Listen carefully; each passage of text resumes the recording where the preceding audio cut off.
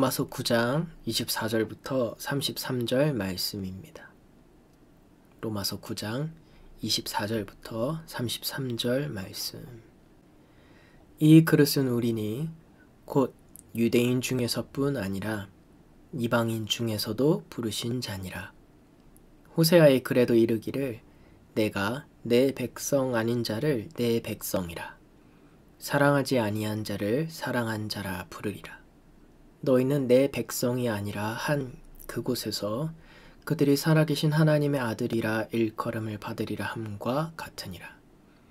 또 이사야가 이스라엘에 관하여 외치되 이스라엘 자손들의 수가 비록 바다의 모래 같을지라도 남은 자만 구원을 받으리니, 주께서 땅 위에서 그 말씀을 이루고 속히 시행하시리라 하셨느니라.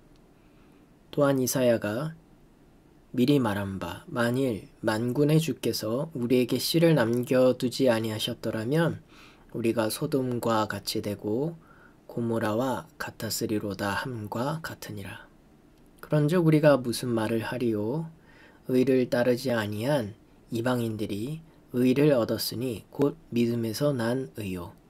의의 법을 따라간 이스라엘은 율법에 이르지 못하였으니 어찌 그러하냐? 이는 그들이 믿음을 의지하지 않고 행위를 의지함이라. 부딪힐 돌에 부딪혔느니라.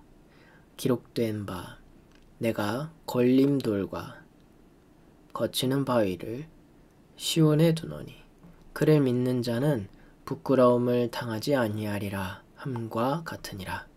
아멘. 하나님의 택하신 그릇, 성도는 유대인뿐만 아니라 이방인 중에서도 부른 자들이라고 바울은 말합니다. 그리고 이것은 단순히 바울 개인의 주장이 아니라 말씀에 근거한 것으로서 호세아서에 기록되어 있다고 말합니다. 24절부터 26절 말씀입니다. 이 그릇은 우리니 곧 유대인 중에서뿐 아니라 이방인 중에서도 부르신 자니라. 호세아의 글에도 이르기를 내가 내 백성 아닌 자를 내 백성이라, 사랑하지 아니한 자를 사랑한 자라 부르리라. 너희는 내 백성이 아니라 한 그곳에서 그들이 살아계신 하나님의 아들이라 일컬음을 받으리라 함과 같으니라. 아멘. 호세아서를 통해서 하나님은 이방인을 하나님의 소유, 하나님의 백성, 하나님이 사랑하는 자로 부른다고 말씀하십니다. 이방의 땅에서 살아계신 하나님의 자녀로 또한 불리워지게 하겠다고 말씀하십니다. 물론 이것은 미리 아시는 하나님의 뜻에 따른 결과인 것을 우리는 압니다. 또한 불의한 학대자와 다르게 선하시고 의로우신 하나님은 분명한 근거에 따라 이렇게 행하셨다는 것을 우리는 압니다. 그런데 절대적인 하나님에 대한 신뢰만이 아니라 이 근거는 무엇이었을까 질문을 하고 찾아야 합니다. 이것은 중요합니다. 우리의 삶에 점검할 수 있을 뿐 아니라 유대인과 동일한 잘못에서 벗어나 우리 자신을 지킬 수 있는 교훈이 되기 때문입니다. 이어서 30절부터 33절 말씀을 먼저 보겠습니다. 그런즉 우리가 무슨 말을 하리요? 의를 따르지 아니한 이방인들이 의를 얻었으니 곧 믿음에서 난 의요. 의의 법을 따라간 이스라엘은 율법에 이르지 못하였으니 어찌 그러하냐? 이는 그들이 믿음을 의지하지 않고 행위를 의지함이라. 부딪힐 돌에 부딪혔느니라. 기록된 바 보라, 내 걸림돌과 거치는 바위를 시온에 두노니 그를 믿는 자는 부끄러움을 당하지 아니하리라 함과 같으니라. 아멘. 이방인들은 믿었습니다. 그래서 믿음을 통해서 전하는 완전한 의를 얻었습니다. 유대인들은 어땠습니까? 그들은 법적인 의를 추구하였습니다. 그래서 의에 이르지 못했습니다. 왜일까요? 믿음의 길을 따라 걷는 것이 아니라 행함으로 의를 얻는 다른 길을 걸었기 때문입니다.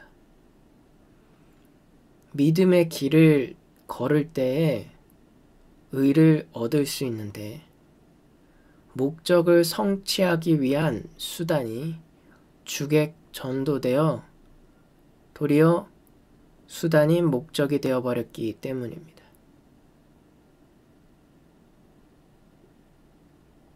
얼마나 좋은 도구를 갖추었는지에 집중하였습니다. 그래서 거치는 돌에 걸리고 많은 결과를 받게 된 것입니다. 거치는 돌은 사람이 실족하도록 만드신 장치였을까요? 아닙니다.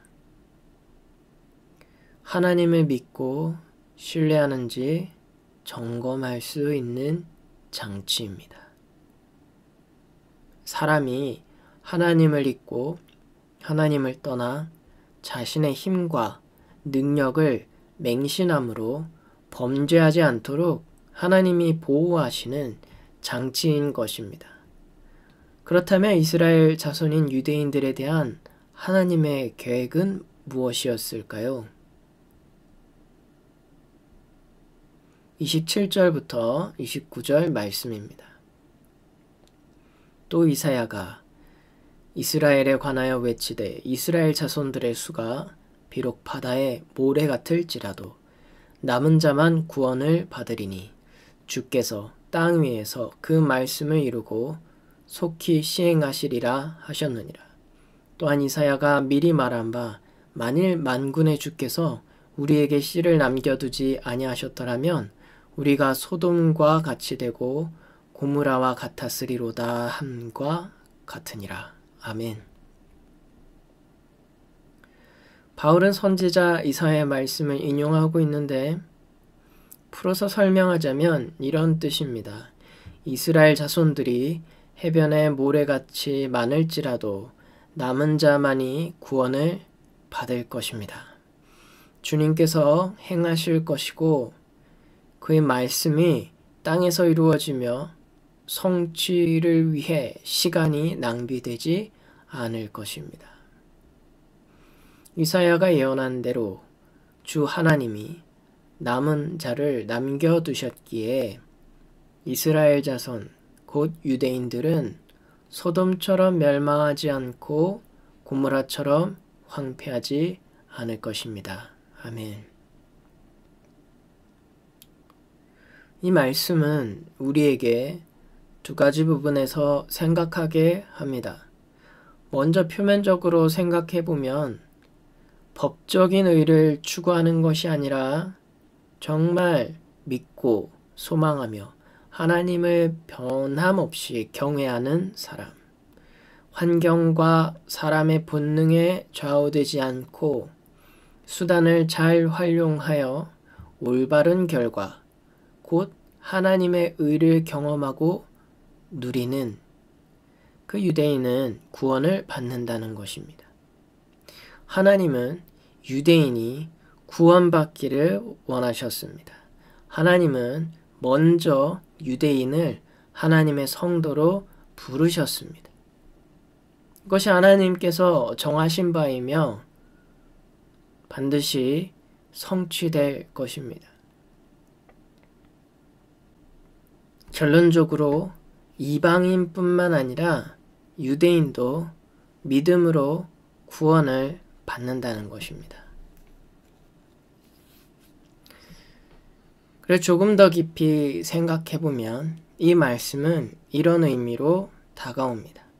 첫째, 수의 많음과 같이 보여지는 요소가 중요한 것이 아니라 도전과 제약과 시험과 위기를 뛰어넘어 끝까지 변함없이 하나님의 뜻을 알고 지켜 행하는 사람, 하나님을 경외하는 사람, 곧 남겨진 자만이 구원을 받을 수 있다는 것입니다.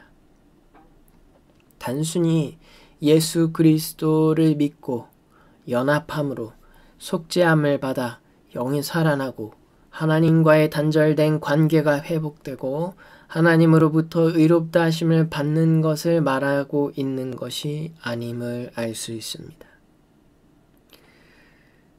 과정을 거쳐 통과한 사람만이 누리는 구원, 곧 하나님의 뜻을 성취함을 의미합니다. 둘째, 하나님께서 남겨진 자들을 세상 가운데 둔 이유는 소돔과 고모라와 같은 멸망하는 세상, 멸망하는 사람들이 되지 않도록 하는 하나님의 뜻이 있다는 것입니다.